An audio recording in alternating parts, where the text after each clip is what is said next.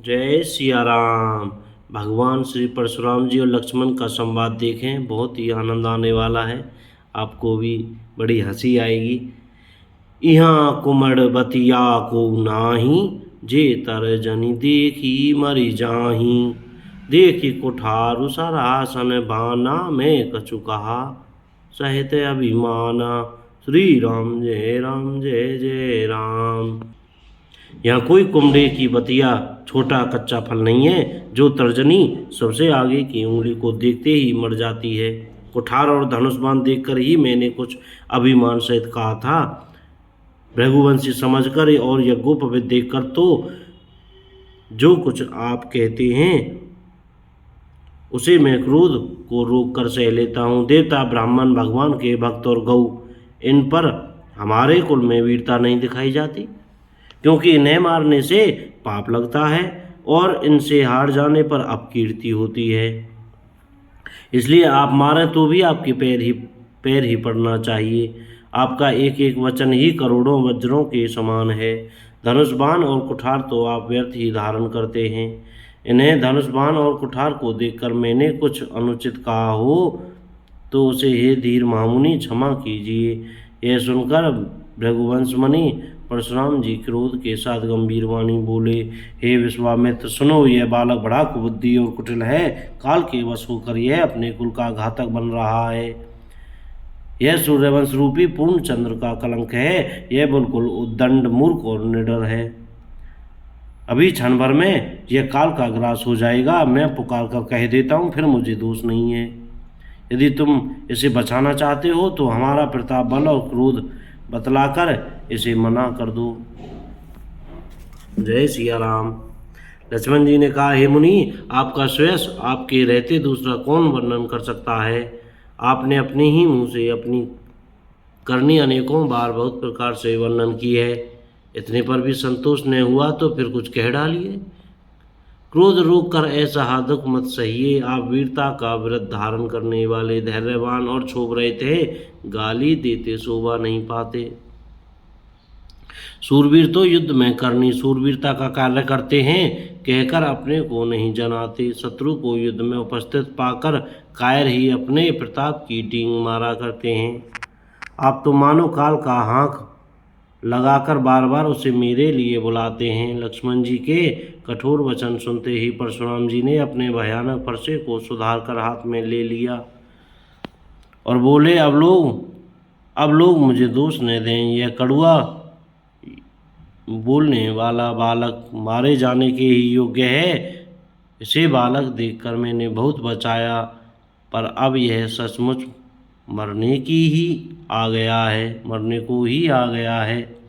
विश्वामित्र जी ने कहा, अपराध क्षमा कीजिए। बालकों के दोष और गुण को साधु लोग नहीं गिनते। परशुराम जी बोले, तीखी धार का कुठार, मैं दया रहित और क्रोधी, और यह गुरुद्रोही और अपराधी मेरे सामने उत्तर दे रहा है।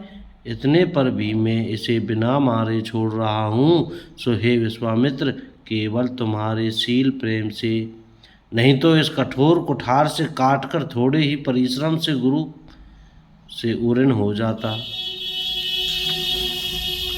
विश्वामित्र जी ने हृदय में हंसकर कहा, मुनि को हरा ही हरा सूझ रहा है, अर्थात सर्वत्र विजयी होने के कारण ये श्री राम लक्ष्मण को भी साधारण क्षत्रिय ही समझ रहे हैं, किंतु वह लोमई केवल फौलाद की बनी हुई खांड खड़ग है, ऊख की रस की खांड नहीं है, जो मुंह में लेते ही गल जाए। खेद है, मुनि अब भी बेसमझ बने हुए हैं, इनके प्रभाव को नहीं समझ रहे हैं। लक्ष्मण जी ने कहा, हे मुनि, आपके शील को कौन नहीं जानता, वह संसार भर में प्रसिद्ध है। आप माता पिता से तो अच्छी तरह उऋण हो ही गए, अब गुरु का ऋण रहा, जिसका जी में बड़ा सोच लगा है। वह मानो हमारे ही मत्थे काढ़ा था। बहुत दिन बीत गए, इससे ब्याज भी बहुत बढ़ गया होगा। अब किसी हिसाब करने वाले को बुला लाइए तो मैं तुरंत थैली खोल कर दे दूं। लक्ष्मण जी के कड़वे वचन सुनकर परशुराम जी ने कुठार संभाला सारी सभा हाय हाय करके पुकार उठी। लक्ष्मण जी ने कहा, हे भृगु श्रेष्ठ, आप मुझे फरसा दिखा रहे हैं, पर हे राजाओं के शत्रु, मैं ब्राह्मण समझकर बचा रहा हूँ, तरह दे रहा हूँ। आपको कभी रणधीर बलवान वीर नहीं मिले। हे ब्राह्मण देवता, आप घर ही में बड़े हैं, यह सुनकर अनुचित है, अनुचित है कहकर सब लोग पुकार उठे। तब श्री रघुनाथ जी ने इशारे से लक्ष्मण जी को रोक दिया।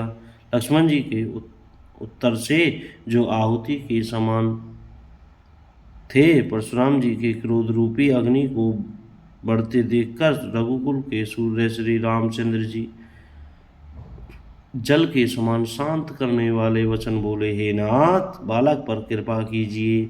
इस सीधे और दूध मुँहे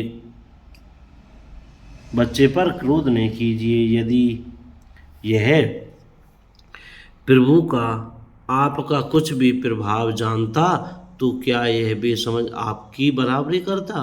बालक यदि कुछ चपलता भी करते हैं तो गुरु, पिता और माता मन में आनंद से भर जाते हैं। अतः इसे छोटा बच्चा और सेवक जानकर कृपा कीजिए। आप तो समदर्शी, सुशील, धीर और ज्ञानी मुनि हैं। श्री रामचंद्र जी के वचन सुनकर वे कुछ ठंडे पड़े। इतने में लक्ष्मण जी कुछ कहकर फिर मुस्कुरा दिए। उनको हंसते देखकर परशुराम जी के नक्शे शिखा तक सारे शरीर में क्रोध छा गया। उन्होंने कहा, हे राम, तेरा भाई बड़ा पापी है, यह शरीर से गोरा पर हृदय का बड़ा काला है, यह विषमुख है, दूध मुआ नहीं, स्वभाव से ही टेढ़ा है, तेरा अनुसरण नहीं करता, तेरे जैसा शीलवान नहीं है, यह नीच मुझे काल के समान नहीं देखता। लक्ष्मण जी ने हंसकर कहा, हे मुनि सुनिए, क्रोध पाप का मूल है, जिसके वश में होकर मनुष्य अनुचित कर्म कर बैठते हैं और विश्व भर के प्रतिकूल चलते सबका अहित करते हैं। हे मुनिराज, मैं आपका दास हूँ, अब क्रोध त्याग कर दया कीजिए। टूटा हुआ धनुष क्रोध करने से जुड़ नहीं जाएगा। खड़े खड़े पैर दुखने लगे होंगे, बैठ जाइए। यदि धनुष अत्यंत ही प्रिय हो तो कोई उपाय किया जाए और किसी बड़े गुणी कारीगर को बुलाकर जुड़वा दिया जाए। लक्ष्मण जी के बोलने से जनक जी डर जाते हैं और कहते हैं, बस चुप रहिए, अनुचित बोलना अच्छा नहीं। बोलो श्री राम जय राम, जय जय राम, जय श्री राम। जय हो लक्ष्मण भैया की, जय हो परशुराम भगवान की, जय हो सियावर रामचंद्र की जय। कोई गलती हो गई हो तो क्षमा करें। जय सिया राम।